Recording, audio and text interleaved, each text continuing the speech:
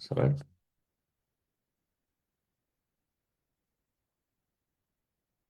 Perfecto. Bueno, agradecerles nuevamente el que estén por acá. Para mí siempre es un placer compartir en este espacio. Este mes de marzo que estamos recién comenzando va a girar en torno al tema de cáncer de cérvix. Yo creo que absolutamente todas las personas que estamos aquí pues hemos escuchado lo suficiente y aún así creo que hay muchísimos vacíos en el conocimiento. Sería una pena también que pensáramos que esta charla solo tiene relevancia para, por ejemplo, para las mujeres. Creo que es demasiado importante y vamos a entender por qué, ¿verdad? Que absolutamente, pues todos y todas estemos muy bien informados sobre, pues, los elementos más importantes en cuanto a la prevención y la detección temprana del cáncer de cérvix o cervicuterino. Y bueno, la próxima charla estaremos también hablando de cáncer cervicuterino, más sobre las nuevas terapias y hacia dónde van las nuevas avenidas terapéuticas. Pero entonces, bueno, hoy vamos a hablar sobre todo de prevención y detección temprana y la idea es que independientemente del nivel de escolaridad o a qué tanta profundidad se haya ¿verdad? Estudiado en cuanto al sistema de salud o al área de la salud, pues que absolutamente todas las personas se lleven una idea bastante buena de cómo poder prevenir y detectar temprano este cáncer tan complejo. Bueno, y estas, como le decía, esta charla es la primera del mes de marzo. La otra va a ser el 18 de marzo sobre nuevas estrategias terapéuticas. Em, este programa, ¿verdad? Como ustedes ya conocen, parte de la iniciativa de poder generar un eje importante en educación sobre el cual, bueno, hemos estado trabajando bastante fuerte y hemos estado tratando de establecer alianzas. La alianza más reciente es con el Colegio de Farmacéuticos de Costa Rica, Colfar, quienes van a estar apoyando el programa académico, sobre todo el de comunidad científica, y vamos a empezar a trabajar también actividades en conjunto. Entonces, bueno, la idea es que este eje de educación continua, ¿verdad? Tanto para público general como para comunidad científica pueda seguirse expandiendo. Bueno, vamos a entrar entonces sin más. Epidemiología del cáncer cervicuterino. Pues esto es lo que casi siempre mostramos al inicio porque creo que es importante entender el tamaño del problema. Em, Estos son datos para 2022, ¿verdad? La incidencia aquí en el mapa mundial es lo que está en azul, lo que está arriba. Y básicamente los colores más oscuros reflejan sitios en donde la incidencia es mayor, es decir, hay más números o más casos de cáncer de cervix. Bueno, lo que se aprecia es un patrón que no es muy distinto, por ejemplo, al de cáncer em, de mama. Vemos que a diferencia tal vez del cáncer de mama, las zonas en donde menos vemos incidencia cáncer de cervix es justamente, digamos, Estados Unidos, Australia, ciertos lugares de Europa, pero en Latinoamérica, ¿verdad? En países de África subsahariana, incluso el sudeste asiático, se ve pues que hay colores más oscuros, ¿verdad? La verdad es que es triste ver cómo hay una enorme desigualdad, ¿verdad? En cuanto a las oportunidades de tamizaje, que probablemente es lo que lleva a pues esta incidencia y mortalidad tan contrastante o tan destacable, ¿verdad? Entre diferentes regiones. Aquí abajo en este color como anaranjado o rojo, lo que se ve es básicamente la mortalidad, ¿verdad? O sea, en qué regiones del mundo es donde mueren más mujeres por cáncer de cervix. Y se puede ver que pues es justamente en la región de África subsahariana, pero también pues de forma importante en Latinoamérica y en el sudeste asiático. Pero vean que también hay regiones importantes, sobre todo en Europa del Este, Rusia y países como Kazajistán, que bueno, también tienen una mortalidad bastante alta. Y bueno, esto es importante porque obviamente las estrategias de prevención, ¿verdad? Y de diagnóstico temprano a nivel de salud pública tienen que ir con mayor esfuerzo hacia esas regiones, ¿verdad? En donde vemos que hay mayor pues incidencia y mortalidad, que es lo que nos muestra estos dos gráficos arriba. Lo que vemos es incidencia y abajo es mortalidad, o sea, incidencia, pues como ya decíamos, más casos, ¿verdad? Números nuevos de cáncer de cervix y bueno, la mortalidad pues es el número de funciones por este tipo de cáncer. Y lo que se puede ver es que es muy similar, ¿verdad? Vean ustedes que entonces África y ciertas regiones asiáticas pues son las que sufren mucho más de incidencia y de mortalidad. Y conforme nos vamos acercando a los países más desarrollados, pues es donde vamos a ir viendo una disminución de la mortalidad. Tal vez esa es la diferencia más importante con cáncer de mama, ¿verdad? Que normalmente la mortalidad es muy baja en regiones muy desarrolladas, pero la incidencia sí es muy alta. Aquí se mantiene más bien una relación en donde en estos países muy desarrollados, pues la incidencia es baja y la mortalidad es baja. Y esto pues tiene que ver con mejores programas de vacunación, ¿verdad? Que es mucho de lo que vamos a hablar hoy, y mejores estrategias de tamizaje. Vean que de hecho existe una cierta correlación, ¿verdad?, entre el índice de desarrollo humano y la incidencia y la mortalidad estandarizada por edad. Esta es una relación que aparenta ser una correlación negativa. Esto quiere decir que entre más es el índice de desarrollo humano, pues es más baja la incidencia de la mortalidad. África representa, que son estos puntos verdes, pues representa, como decíamos, valores más extremos, ¿verdad? En donde lamentablemente la incidencia y la mortalidad es mucho más alta de lo que debería de ser. Em, bueno, ¿cómo está la situación en Costa Rica? Estos son datos ya relativamente viejillos, ¿verdad? Porque tienen más de una década, pero ayudan a entender que afortunadamente la incidencia en Costa Rica ha ido disminuyendo, tanto para el cáncer de cervix in situ, ¿verdad? Que es más localizado, o invasor, ¿verdad? Que es más agresivo y se asocia con peor pronóstico. Entonces, afortunadamente, los números demuestran que ha ido disminuyendo. Ahora, esto no es igual para todo el país, ¿verdad? Lamentablemente, esta es una publicación de hace un par de años de investigadores de la Universidad de Costa Rica que demuestra que para Costa Rica existe una gran disparidad en cuanto a las regiones de planificación. Es decir, si comparamos, por ejemplo, la región Chorotega o la región Huetar Caribe con la región Pacífico Central, lo que vemos y lo primero que nos muestra esta figura es el ratio entre cáncer in situ e invasor. Entonces, cuando el ratio está más cerca de uno, ¿verdad? Quiere decir que pues la mayoría de los casos que se presentan, em, pues la mayoría de casos que se presentan, o más bien los casos in situ de invasores son prácticamente similares. Y eso no es bueno. ¿Por qué? Porque nosotros en realidad deberíamos de tratar de detectar menos casos invasores.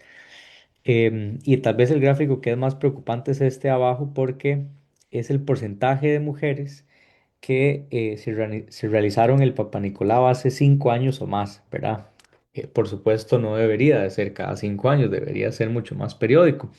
Y lo que vemos es que justamente la región Chorotega, junto a la región Huetar Caribe, las que tienen un mayor porcentaje. Es decir, estas son regiones en donde es más probable que las mujeres no se realicen Papa Nicolaos, o que lo hagan con mucha más extensión, ¿verdad? Sin que, por ejemplo, pues esto sea lo adecuado, ¿verdad? Lo que específicamente determinaba el estudio era si estas mujeres esperaban 3, 4, 5 o más años, ¿verdad?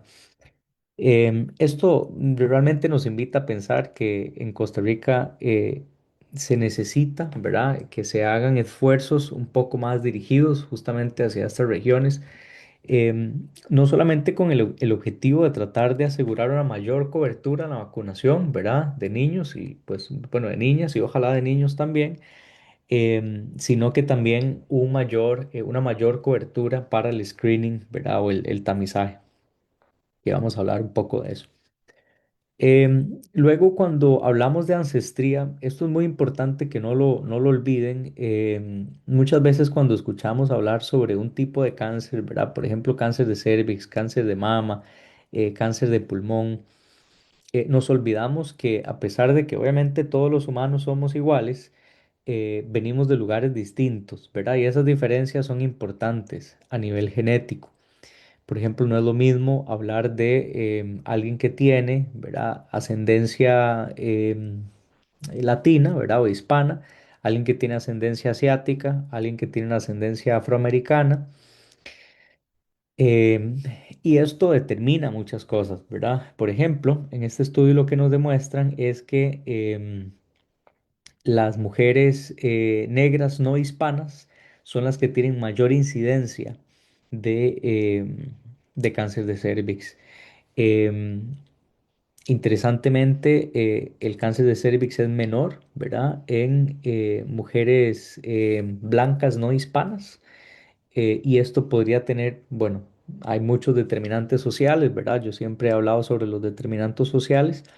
Entonces, esto puede tener que ver con determinantes sociales de la salud, ¿verdad? Que mujeres, por ejemplo, em, asiáticas, ¿verdad? O que mujeres, por ejemplo, hispanas, vean que las mujeres hispanas también, hispanas o latinas también tienen mayor proporción o mayor incidencia de cáncer de cervix. En este caso, A básicamente es un subtipo conocido como carcinoma de células escamosas y B es el del subtipo de adenocarcinoma. Las estadísticas cambian un poquito para el adenocarcinoma, pero pues básicamente para el cáncer más frecuente, que es el de células escamosas, lo que se puede ver es que la ancestría tiene importancia. Y como les decía, esto puede ser por razones biológicas reales, ¿verdad? De mayor predisposición genética y valores biológicos que tienen un impacto, pero también puede tener que ver con determinantes sociales de la salud, ¿verdad? Desigualdad, acceso a vacunación, acceso a programas de tamizaje y bueno, esto podría estar teniendo un impacto también en nuestro país, ¿verdad? Vean que de hecho, lamentablemente, esto también tiene un impacto en la mortalidad, ¿verdad? Lo que nos muestra este gráfico es la supervivencia relativa a 5 años y se puede ver que en diferentes tipos de cáncer, por ejemplo, si comparáramos mujeres blancas con mujeres, por ejemplo, afrodescendientes, ¿verdad? O hispanas, ciertos tipos de cáncer tienen mejor o peor pronóstico dependiendo del grupo étnico, ¿verdad? O de la ancestría. Y entonces esto es una invitación a tratar de entender mejor la biología, ¿verdad? Detrás, para ver si es que realmente hay una predisposición importante genética o que pueda ser predecible por la ancestría, o si es que estamos frente a estos escenarios de determinantes sociales de la salud que son tan importantes. Bueno, si hablamos un poco sobre la biología del cáncer cervicuterino, es importante que podamos entender primero que nada los signos y síntomas, ¿verdad?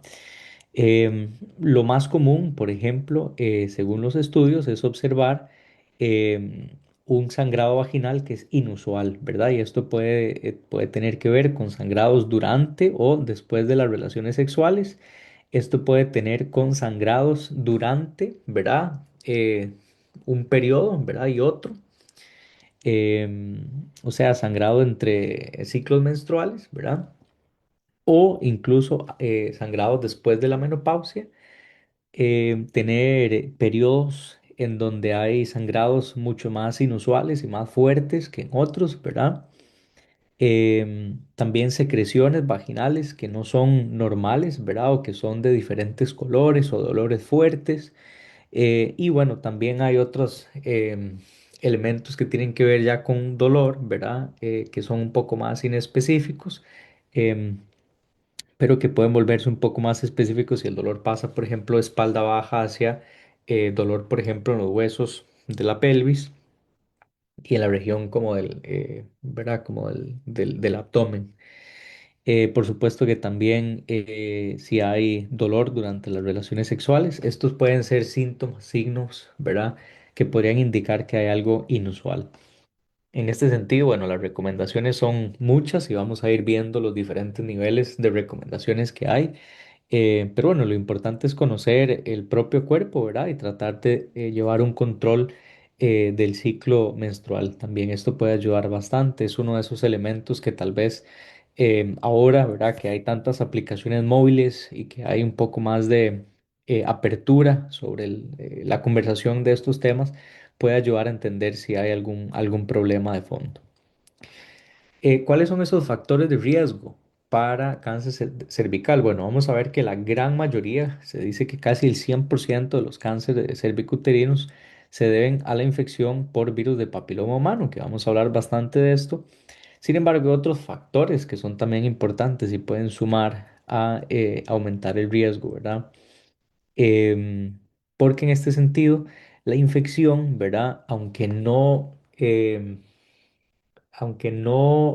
se puede decir que se va a asociar, ¿verdad? Que cualquier persona con una infección va a tener cáncer, sabemos que es necesaria para que ocurra el cáncer. Es decir, en otras palabras, la infección es necesaria, pero no es suficiente. Tienen que haber otros desencadenantes. De hecho, la mayoría de infecciones se aclaran, que es como se conoce el fenómeno de básicamente la eliminación de la infección. Ahora vamos a ver un poco sobre esto. Em, pero bueno, sí que hay algunos elementos que pueden asociarse con mayor riesgo de cáncer de cervix o bien con una mayor agresividad o un mayor riesgo de recurrencia, em, que ya lo vamos a ver en breve. ¿Cuáles son algunos de esos elementos? Por ejemplo, múltiples embarazos, el fumado, un sistema inmune debilitado, ¿verdad? Que esto puede ser por diferentes elementos. De hecho, bueno, hay un par de estudios, no los incluí porque en realidad creo que están todavía en pañales, pero hay un par de estudios que demuestran que el estrés, o por lo menos sugieren que el estrés puede generar un ambiente, y esto es a través del cortisol, de niveles de cortisol altos, un ambiente más adecuado, por decirlo de alguna manera, para que la infección por virus del papiloma humano prospere. Coinfección con enfermedad de transmisión sexual, se sabe que también es un elemento que aumenta el riesgo, o el uso de píldoras anticonceptivas. Entonces, cuando hablamos específicamente de cáncer de cervix, estamos hablando por lo general de un cáncer que inicia en el cuello uterino. Entonces, básicamente esto que vemos aquí es el útero, ¿verdad? Y es un órgano muy importante porque es el órgano clave durante el proceso del embarazo. Bueno, podríamos decir que el órgano clave es la placenta, pero es dentro del útero, ¿verdad? Donde se desarrolla el embrión y pues eventualmente el feto. Y bueno, em, si entonces vemos esta anotación aquí de la anatomía, pues es justamente el cuello del cérvix, ¿verdad? En donde usualmente se empiezan a ver las lesiones. Entonces, normalmente los diferentes tipos de cáncer se clasifican por estadios, ¿verdad? Del 1 al 4, en donde 1 es el estadio más temprano y 4 es el más avanzado. Y esto tiene que ver con la extensión que ha ocurrido en este proceso de carcinogénesis. Es decir, si el cáncer se encuentra in situ, ¿verdad? Si está localizado o si ya se ha diseminado, ¿verdad? A ciertas regiones proximales o si ya perdón, o si ya se ha diseminado a otros órganos, ¿verdad? Entonces, un estadio uno es un cáncer in situ, ¿verdad? Confinado al cuello uterino. Ya un estadio 2 tiene una diseminación básicamente más allá del útero, ¿verdad? Esa es la definición. Y ya un estadio 3 normalmente tiene ya que ver con una diseminación hacia la parte más baja, el tercio más bajo de la vagina, em, y bueno, ya extendiéndose hacia la pared pélvica. Y bueno, básicamente el estadio 4 entonces es ya una diseminación que involucra otros órganos, por ejemplo recto o por ejemplo vejiga. Entonces lo que vemos aquí en B es un proceso de histerectomía, ¿verdad? Donde se ha hecho una remoción quirúrgica, una extirpación quirúrgica del útero. Y bueno, se puede ver un proceso bastante agresivo de carcinoma o carcinogénesis en esta porción del cuello del útero. Entonces, básicamente, como en todas las charlas, pues aquí la insistencia es que necesitamos diagnosticar los casos de cáncer de cervix temprano o, en el mejor escenario, prevenirlos. Entonces, vamos a hablar de eso porque creo que es lo más importante. Bueno, estos son detalles todavía más específicos que creo que por el objetivo de la charla me voy a saltar porque es nada más entender cómo se subclasifica cada uno de los estadios. Em, y bueno, aquí hay un poquito más de información para entender también por aquello de que en el futuro escuchen, ah, pero es que yo escuché que mi hermana o mi prima o ¿verdad?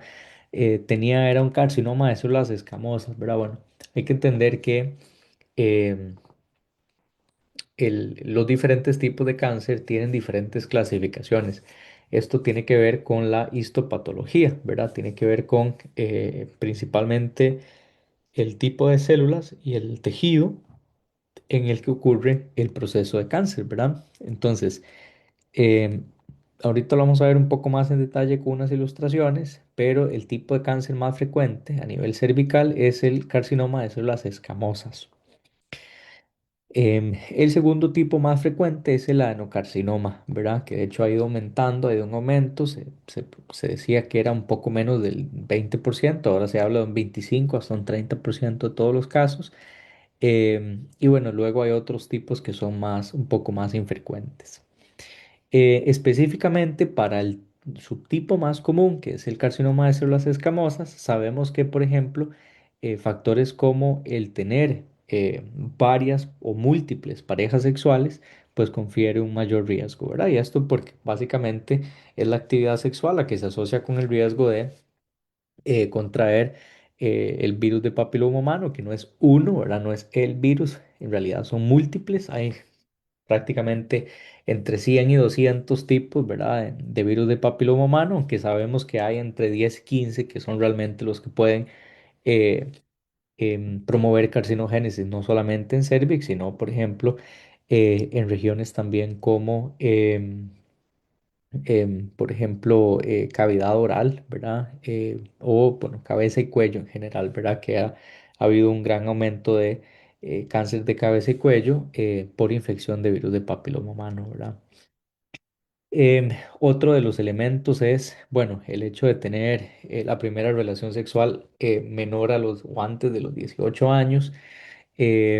También entre más embarazos, ¿verdad? Haya tenido una mujer, pues mayor es el riesgo.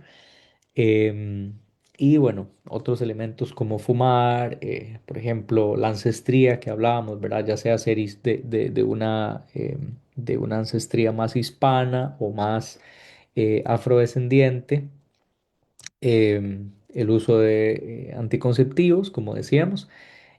Todos estos son elementos que también influyen, ¿verdad? Decíamos que dentro de los factores de pronóstico más importantes, pues es el número de embarazos. Y vean que esto no solamente es un factor de riesgo, sino que es un factor para recurrencia. Es decir, que una vez diagnosticado un cáncer, el cáncer aparezca nuevamente, ¿verdad? O sea, que vuelva a aparecer en el mismo sitio, que aparezca un segundo cáncer. Entonces, lo que podemos ver es que eh, bueno, lo que nos muestran aquí es básicamente el rate de recurrencia, ¿verdad? Acumulada.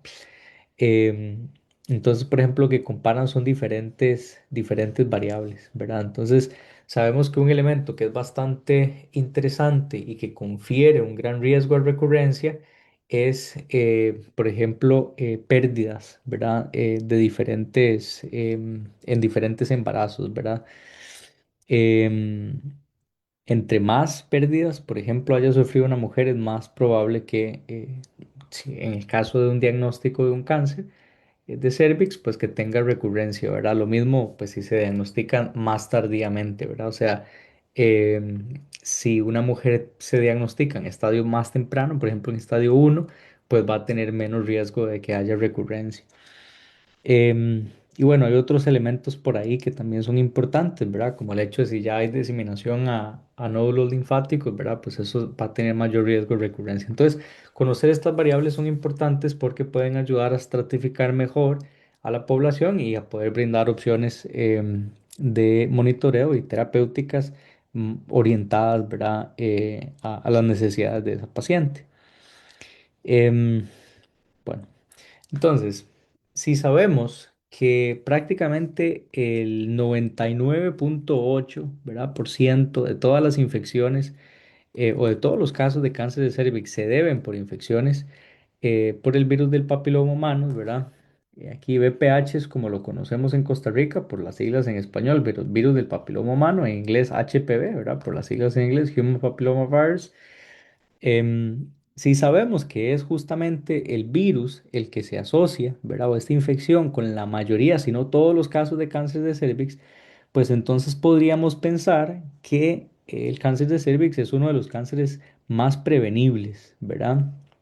Que existen. Y pues básicamente es así, ¿verdad? Yo me animo a decir que el cáncer de cervix puede ser el cáncer más prevenible que existe y de hecho la OMS tiene un programa muy ambicioso para que desaparezca, ¿verdad? ¿Cómo es esto posible? Bueno, principalmente por estrategias de vacunación y de tamizaje, pero vamos a ir poco a poco.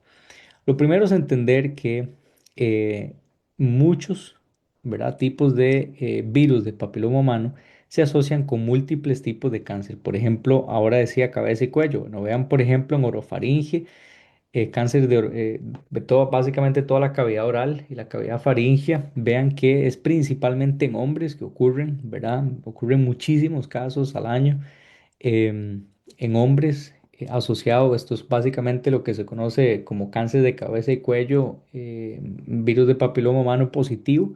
También es importante en mujeres, pero es principalmente en hombres. En cervix, vean que pues, son muchísimos los casos anuales que ocurren. Luego, ano y vulva también son más común bueno, en el caso de ano, es más común en mujeres. Y pues vulva básicamente es un número bastante importante.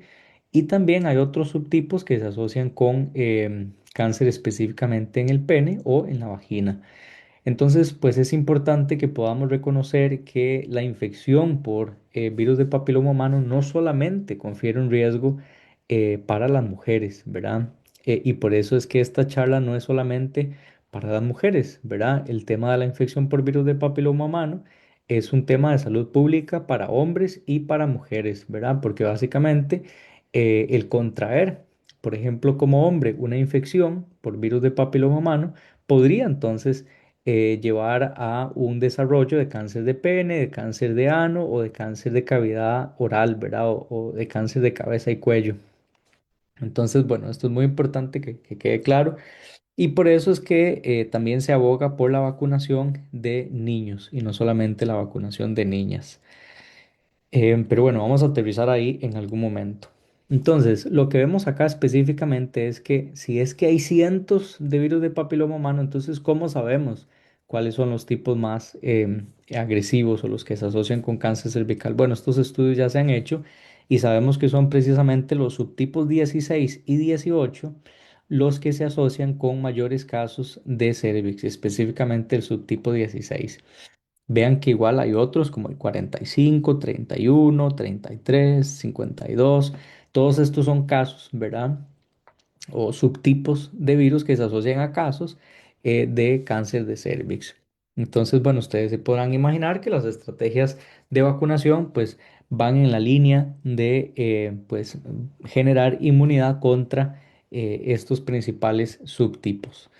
Y esto es así, ¿verdad? Las vacunas aprobadas por la FDA pues empezaron, ¿verdad? Históricamente con una vacuna bivalente, ¿verdad? Cervarix contra los tipos 16 y 18.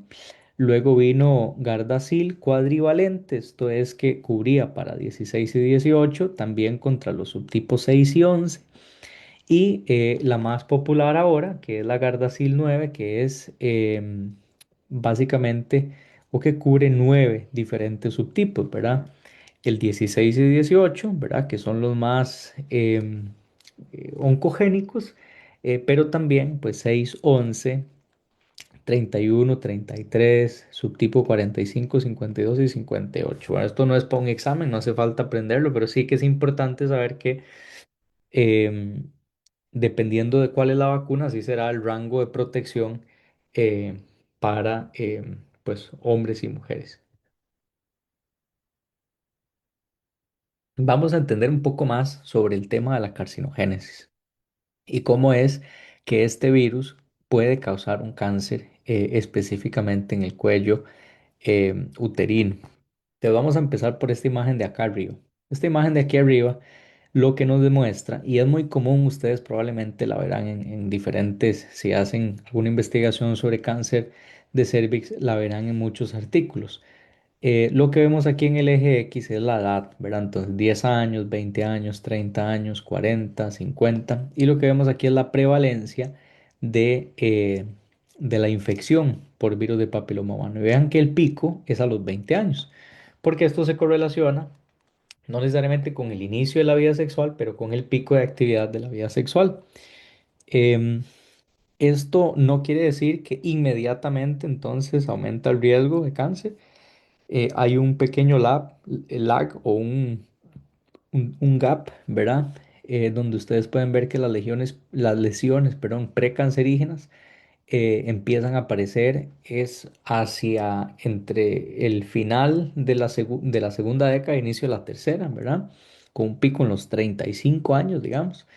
Em, pues básicamente es un poco después, ¿verdad? En donde, un poco después de los 30, en donde entonces aparecen los casos, los primeros casos de cáncer de cervix, ¿verdad? Esto no es una ley, pero es más o menos el comportamiento que ocurre en la población. Entonces, ¿qué es lo que sucede? Normalmente, el virus del papiloma humano necesita invadir las capas más profundas de las diferentes células que conforman pues, el epitelio, que es como se conoce, del cervix. Em, Ese epitelio básicamente está formado por diferentes capas de células. Ustedes pueden ver que esta capa más superficial son capas de células muy planitas, ¿verdad? Lo que se conoce como células escamosas. Luego tenemos una capa, ¿verdad? Como de células un poquito menos planas.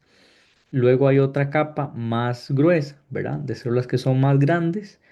Y luego tenemos una capa que podríamos llamarle células basales porque son células que están adheridas a la membrana basal. Entonces lo que ocurre es que en algunos casos existen microlesiones, ¿verdad? En el epitelio del cuello uterino que permiten que ingrese el virus del papiloma humano. Y entonces el virus va a empezar a infectar a las células basales, que suelen ser células madre, ¿verdad? Y entonces eh, el virus tiene un mecanismo molecular a través de dos proteínas virales, E6 y E7, que promueven la división celular. Entonces, claro, a esa célula que está infectada le va a suceder que entonces el virus va a empezar a promover que se divida y se divida muchísimo y las células van a empezar a migrar, ¿verdad? Verticalmente desde la capa basal hacia la capa más superficial. Y en ese proceso, pues van a empezar a infectar otras células y a generar procesos de displasia y pues eventualmente de metaplasia, que es básicamente la distorsión de esta arquitectura tisular. Ahora, la mayoría de veces, esa infección por virus de papiloma humano se aclara, ¿verdad? Ese aclaramiento lo que significa es que normalmente el sistema inmune hace un muy buen trabajo eliminando la infección.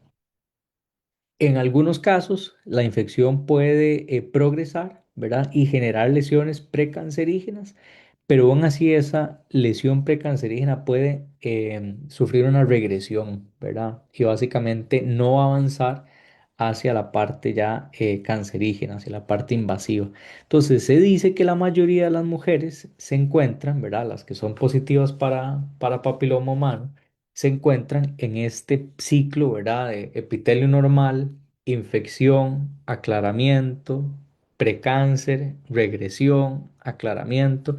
Y es por eso que aunque la prevalencia de esta infección es muy común, es muy alta, no se ven tantos casos de cáncer de cervix como uno se imaginaría, ¿verdad? Afortunadamente.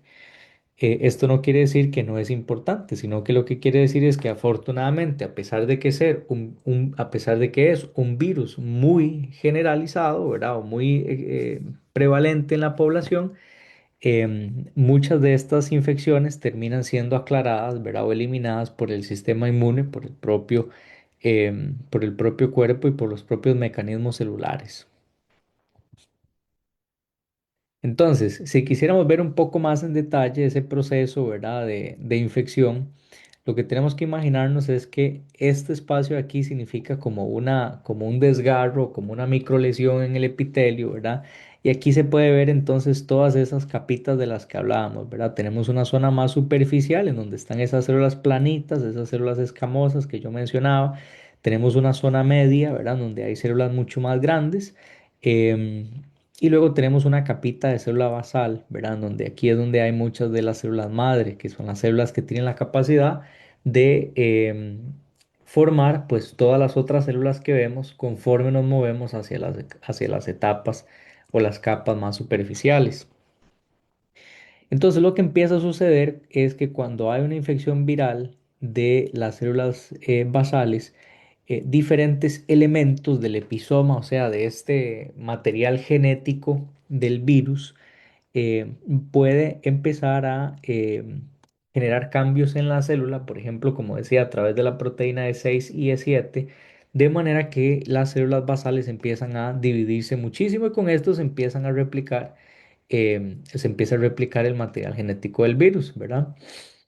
Em, y esto lo que empieza a hacer es que ocurran neoplasias intraepiteliales que se clasifican por grado uno, 2 y 3, ¿verdad? Que tiene que ver por el nivel de distorsión de estas capitas, ¿verdad? Que vemos aquí, que tanto ha cambiado, digamos, la arquitectura tisular, ¿verdad? Y pues básicamente lo que vemos en el grado 3 es que ya empieza a haber una distorsión muy significativa, ¿verdad? Empiezan a haber células ya con un suficiente número de mutaciones que les empiezan a generar elementos de malignidad y en algún momento invaden la membrana basal, ¿verdad? Que es cuando ya se conoce como un carcinoma invasivo, ¿verdad? Entonces, el tema de la infección por virus de papiloma humano es un poco más complejo que esto, pero bueno, para fines de la charla lo vamos a dejar así porque creo que el mensaje más importante es entender que esto no tiene la última palabra, o sea que nosotros podemos prevenir este proceso de infección mediante vacunación y podemos prevenir la aparición de cáncer a través de pues las estrategias de tamizaje. Así es como se ven esas partículas del virus, específicamente del subtipo 16, que es uno de los más o el más frecuentemente asociado con cáncer de cervix, y para los cuales hay cobertura en en las tres principales vacunas que hay. Y este es el material genético del virus. Es básicamente un plásmido de casi 8000 pares de bases. Es un ADN de doble cadena. Y bueno, sabemos que las proteínas C6 y E7 son las que principalmente entonces se asocian con la oncogenicidad del virus, ¿verdad? Y bueno, si tienen preguntas sobre eso, lo puedo resolver luego en la sección de preguntas para entrar más en profundidad y no ahorita. Y bueno, entonces este es el modelo que vimos antes que refleja esa dinámica o ese comportamiento, esa historia de vida que tiene la infección, ¿verdad? En la mayoría de mujeres la actividad sexual empieza antes de los 20 años y pues ahí es donde empezamos a ver un pico de infección por virus del papiloma humano. Y es justamente entonces, años después, ¿verdad? Cerca del final de los 20, inicios de los 30, en donde empiezan a ocurrir las lesiones precancerígenas, que afortunadamente pueden regresar o que pueden sufrir una regresión, ¿verdad?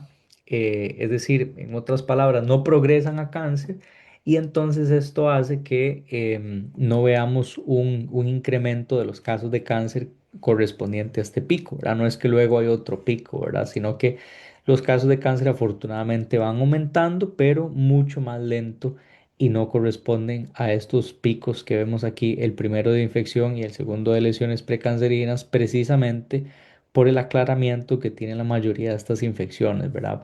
Afortunadamente, la mayoría de estas infecciones son eliminadas por el propio cuerpo.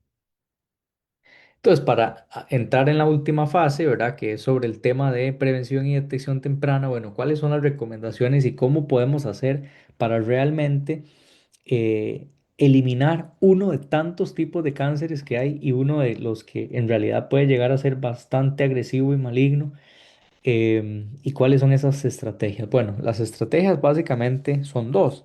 La primera es la vacunación y la segunda es el tamizaje, ¿verdad? A través de, bueno, lo que conocemos usualmente como Papá Nicolau, pero ahora vamos a ver cómo nos estamos empezando a mover un poquito más de la parte de citología a la parte de análisis molecular y de pasar de un análisis en el hospital a un análisis que puede ocurrir desde la comodidad pues confianza de la casa. Ya lo vamos a ver. Entonces, con respecto a la vacunación, la recomendación, esto bueno, ha ido cambiando un poco, ¿verdad? Y de hecho les traigo un estudio que se hizo en colaboración con científicos de Costa Rica y de Estados Unidos que ya demuestra que una sola dosis es suficiente. Pero básicamente la recomendación mundial, ¿verdad? De nuevo, puede ser distinta por países, en otros países son 3 dosis, pero la recomendación es que se administren 2 dosis de vacunación antes del cumpleaños número 15, ¿verdad? No solamente para las mujeres, ahora se recomienda también para los hombres. Aquí ponen un rango de 11 a 14, pero en realidad las guías varían por país. La mayoría de guías incluye de los 9 a los 14 años, ¿verdad? Las 2 dosis, y bueno, ahora sabemos que una dosis de vacunación es suficiente. Si hablamos de los 15 a los 26 años en hombres y en mujeres, entonces se habla de 3 dosis de vacunación con la segunda dosis 1 o 2 meses luego de la primera y la tercera unos 6 meses después de la primera. Em, Esto yo creo que es bastante importante destacarlo porque normalmente se cree que no se debe vacunar, ¿verdad? O no se sabe, ¿verdad? Que es posible vacunar luego de ese rango de los 9 a los 14 años. Y de hecho, voy a presentar un estudio que demuestra que incluso en mujeres con ya una infección detectada, ¿verdad? O sea, por lo menos con virus detectado, o sea, papiloma positivo, la vacunación tiene efectos positivos, ¿verdad? Y de hecho aquí recomiendan que si o las personas tienen de 25 a 40, 27 a 45 años, se considere si la vacunación puede ser importante en caso de que no ocurriera vacunación cuando la persona era joven. Entonces ahí es donde les voy a presentar el estudio más adelante. Em, y bueno, las recomendaciones para el screening o el tamizaje es que, bueno, antes de los 21 años no es necesario.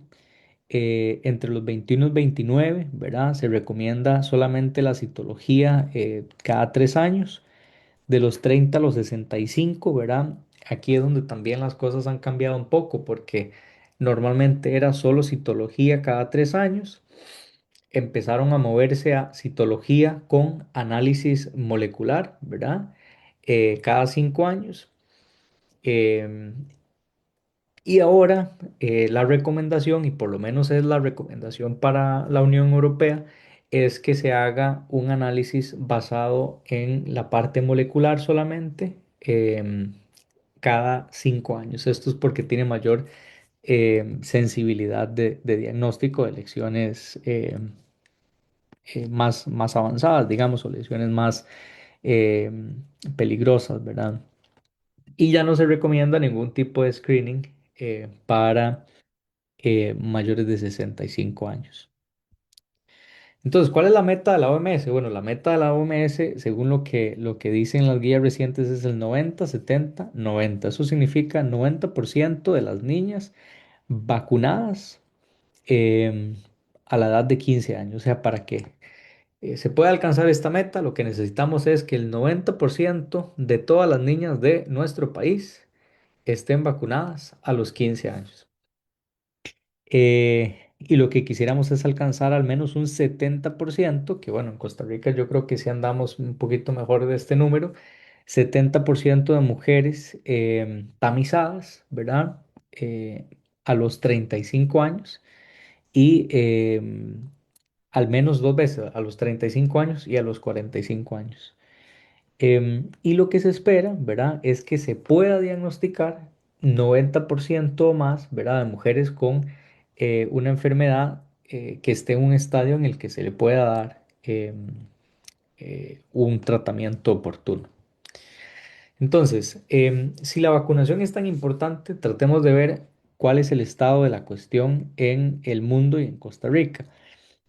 Lo que podemos ver es que básicamente los países más desarrollados son los que están en rojo, fueron los que incluyeron los esquemas de vacunación de primero, ¿verdad? Desde el 2006 en adelante.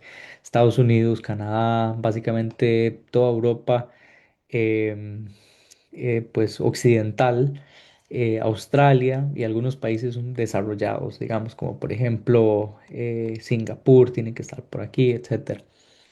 Luego en Latinoamérica, Chile, por ejemplo, Argentina, Brasil, México empezaron a incluir pues la vacunación a partir del 2011, 2012 y en nuestro país empezó a hacerse un proceso fuerte, digamos, desde hace unos 10 años, un proceso ya serio de vacunación. Y bueno, es hasta en el 2020, 21, 22 que otros países como por ejemplo Europa del Este, África y ciertos países asiáticos, digamos, como por ejemplo, bueno, los países cercanos a Rusia, China, que empezaron entonces a, a introducir la vacunación. Lamentablemente vean que hay muchos países, incluyendo Rusia, en donde no existe un programa de vacunación como tal, lo cual es bastante preocupante.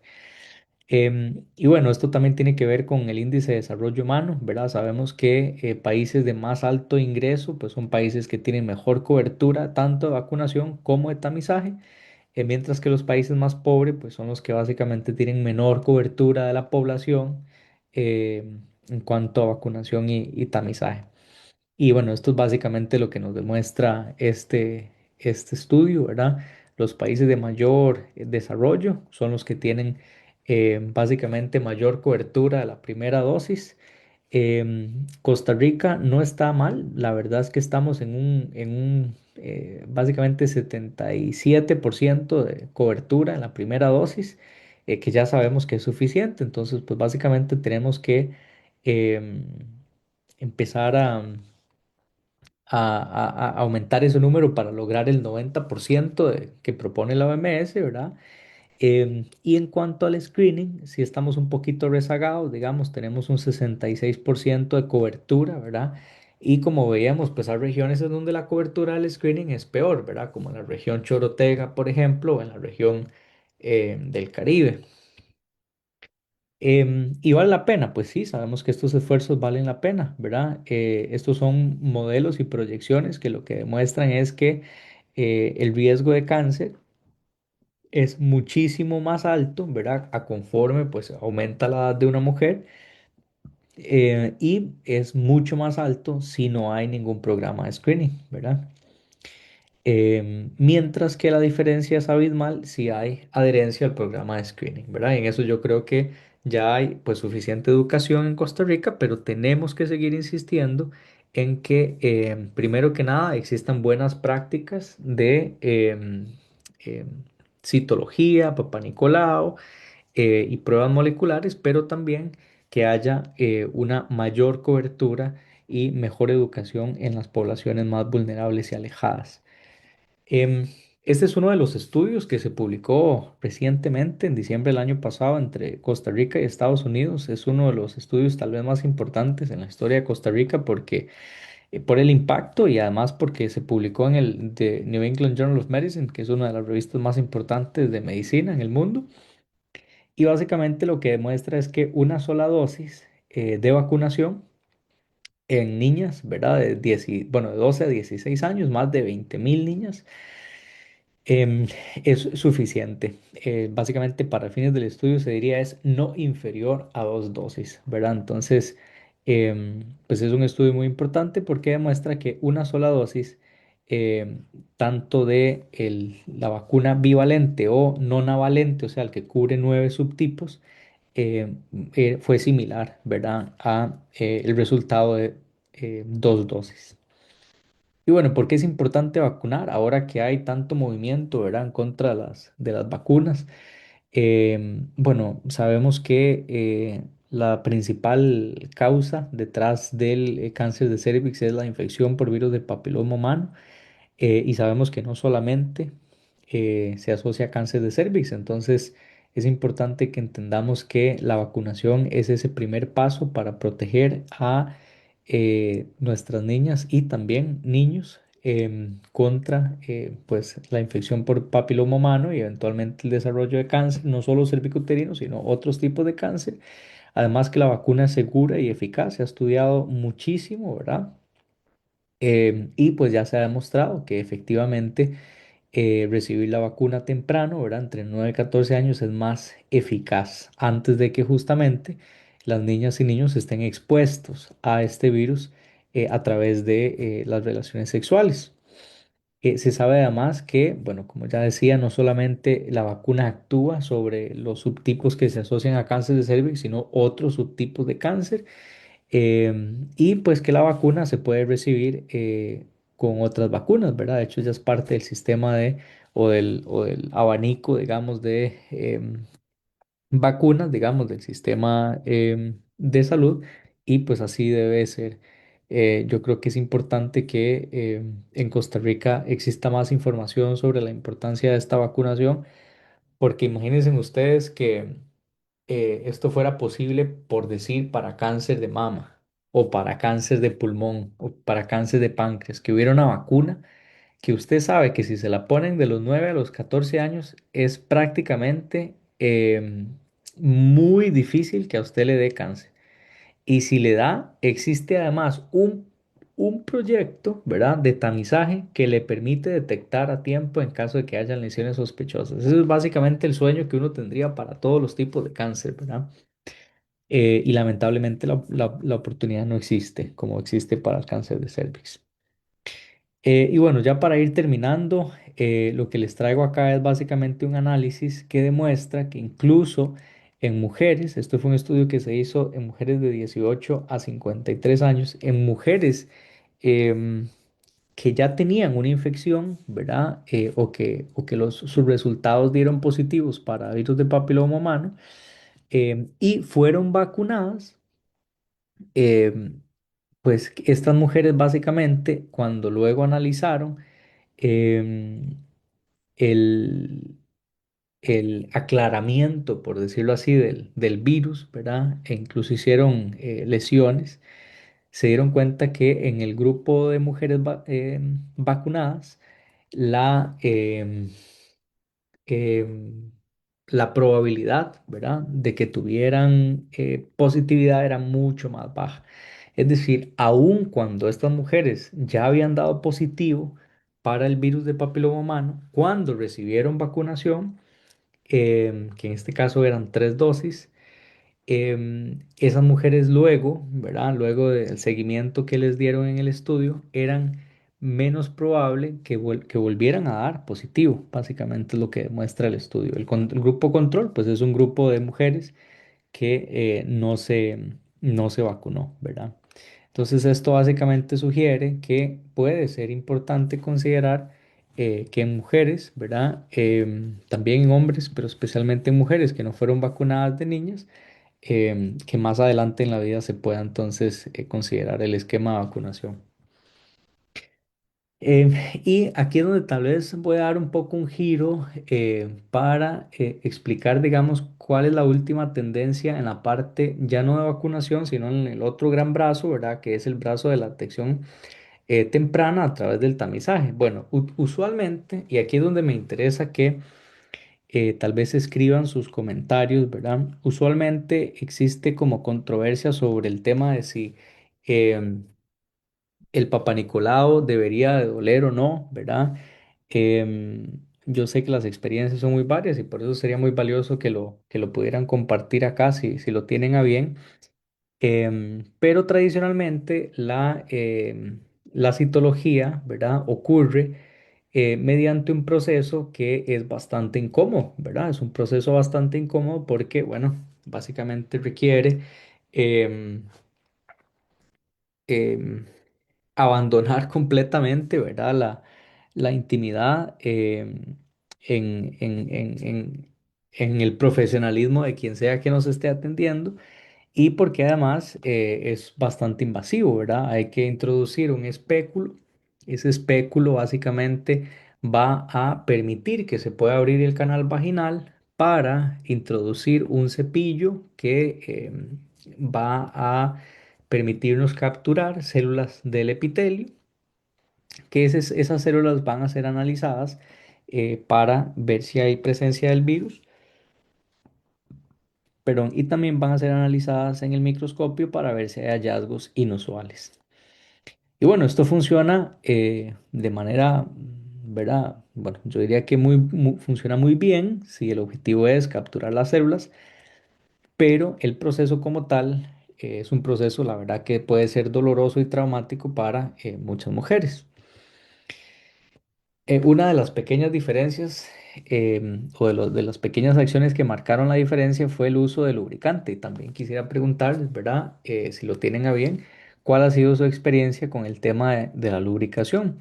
Por mucho tiempo se decía que la lubricación del espéculo podría interferir con la interpretación o los resultados de la citología, ¿verdad? Hoy sabemos que esto no es así. Aquí les pongo dos estudios en donde se sabe que la lubricación no afecta el resultado del Papa Nicolau.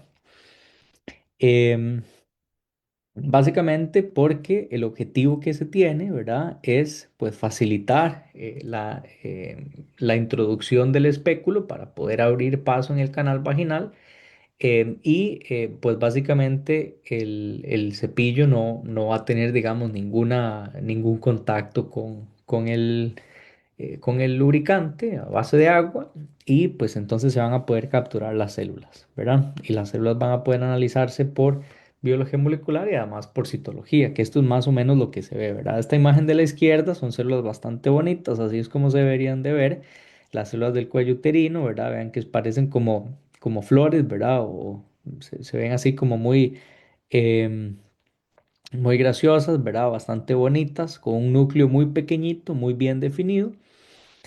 Pero lo que no quisiéramos ver, pues es lo que se ve en esta imagen de la derecha, ¿verdad? Donde el núcleo de la célula básicamente ocupa todo el tamaño de la célula, ¿verdad? O sea, el núcleo es muy grande, núcleos más deformes. Eso puede entonces sugerir que hay algún tipo de lesión. Y cuando eso es así, entonces lo que sigue es una colposcopía, ¿verdad? Que pues sigue siendo también bastante invasiva, ¿verdad? Que es básicamente poder introducir una cámara, ¿verdad? Mediante un espéculo también. Y esa cámara va a poder entonces hacer un análisis mucho más exhaustivo del cuello uterino y hacer otras pruebas como la del ácido acético, que ya cada vez se están descontinuando. Em, pero bueno, básicamente tiene muchísima más sensibilidad para detectar si hay o no una lesión. La idea, aunque esto es bastante invasivo y personal, pero la idea por la que me interesa conocer la experiencia tal vez de alguna de las personas que está por aquí, em, es porque este proceso, ¿verdad? Pues se considera bastante invasivo y para algunas mujeres puede ser doloroso y puede ser traumatizante y esto es importante considerarlo.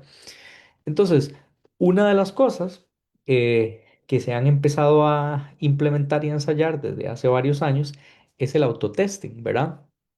Imagínese usted que a usted le puedan enviar a su casa, ¿verdad? Por correo, ¿verdad? Correo de Costa Rica le lleva a usted la prueba a su casa. Entonces, en lugar de usted tener que sacar una cita, eh, y que tal vez en un mal día, ¿verdad? Le hagan una prueba de estas que pueda resultar dolorosa, que en teoría no debería, pero que es la experiencia de muchas mujeres, usted puede hacerlo como ponerse un tampón, ¿verdad? Básicamente hay diferentes tipos de pruebas que básicamente envían a la casa, ¿verdad? Es como una cajita. A usted le envían esta es tal vez la que me parece más sencilla de entender, ¿verdad? Es como un aplicador muy largo, como un hisopo muy largo. Es como hacerse una prueba de COVID, ¿verdad? ¿Quién no recuerda la prueba nasal? Pero esta es pues específicamente para obtener una prueba o una muestra de estas células cervicales. Hay diferentes mecanismos. Este que está aquí es el que se parece un poco más al funcionamiento de un tampón. Em, pero este de aquí es como un hisopo muy largo, ¿verdad? Entonces, la idea general es que la mujer se lo pueda realizar en la comodidad de su casa, ¿verdad? Obviamente siguiendo ciertas instrucciones, y pues que pueda enviar de nuevo la muestra por correo. Esto ya funciona en Estados Unidos y en países como Inglaterra, acá donde estoy. En Costa Rica todavía estamos muy lejos de esto, pero bueno, es hacia donde va el futuro y yo espero que se pueda implementar. De hecho, ya, bueno, hay publicaciones, este es en la revista británica de cáncer, que demuestra em, que las pruebas que se realizan por autotesting o el autotamizaje, si se quiere traducir, son básicamente, tienen la misma sensibilidad que las que se realizan en la clínica. Entonces, pues quizá en un futuro, ¿verdad? Podamos movernos a el autotesting, que puede ser incluso importante para mujeres que tienen ciertas preferencias más relacionadas incluso hasta con la religión, ¿verdad? Que es un elemento importante a considerar en salud pública, ¿verdad? Por ejemplo, sabemos que aquí en Reino Unido, que es más frecuente tal vez que en Costa Rica, pero hay una gran población de mujeres musulmanas y estas mujeres son menos propensas tal vez o están menos dispuestas a realizarse screening, ¿verdad? Como por ejemplo mamografías o estas pruebas de tamizaje. Entonces esto puede ser el futuro. Hay ya ensayos clínicos randomizados que se han hecho en Estados Unidos también con miles de mujeres, y se sabe que la participación es uno de los cuellos de botella más importantes, es decir, no todas las mujeres van a querer participar o van a querer hacerlo, no todas se van a animar, no todas van a reenviar la prueba. Y entonces, bueno, hay estrategias que han demostrado que, por ejemplo, una llamadita telefónica ayuda. Por ejemplo, una llamada telefónica más enviarle la prueba por correo como un kit, ¿verdad? Em, y incluso una llamada en donde se le explique al paciente cómo se hace la prueba puede ayudar. Estos se están ensayando, ¿verdad? Se va a convertir práctica aquí en Inglaterra, ya se hace también, ya es práctica para cáncer de colon, ¿verdad? Cada vez más nos vamos moviendo hacia kits de detección. Y bueno, yo espero que en Costa Rica esto en algún momento pueda implementarse también. En cualquier escenario, lo cierto es que tenemos que asegurarnos que la vacunación siga teniendo o siga creciendo de manera que se pueda cumplir el objetivo de que para los 15 años todas las mujeres o todas las niñas en Costa Rica y ojalá los niños tengan la dosis, la primera dosis y la única dosis que aparenta ser necesaria de vacunación y pues que podamos asegurarnos de una mayor cobertura del programa de screening o de tamizaje a través de citología y prueba molecular en Costa Rica, ¿verdad? Y bueno, esa es la charla que tenemos para hoy. No sé si hay comentarios.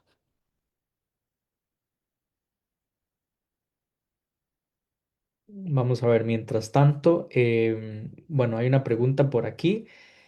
Nos saluda doña Marielos. Muchas gracias, doña Marielos, porque siempre se une a las charlas. Y luego nos pregunta si hubo infección del VPH. Luego se puso las vacunas Gardasil 9 y tratamiento de nitrógeno en la lesión. Y luego la colposcopía sale bien. ¿Quiere decir que la persona está limpia del virus o se puede volver a activar? Es difícil poder decir que no hay virus. Para eso habría que hacer, em, básicamente habría que hacer prueba molecular. Em, pero ciertamente si ya tiene la vacunación y si la colposcopía sale bien, pues son buenos signos, ¿verdad?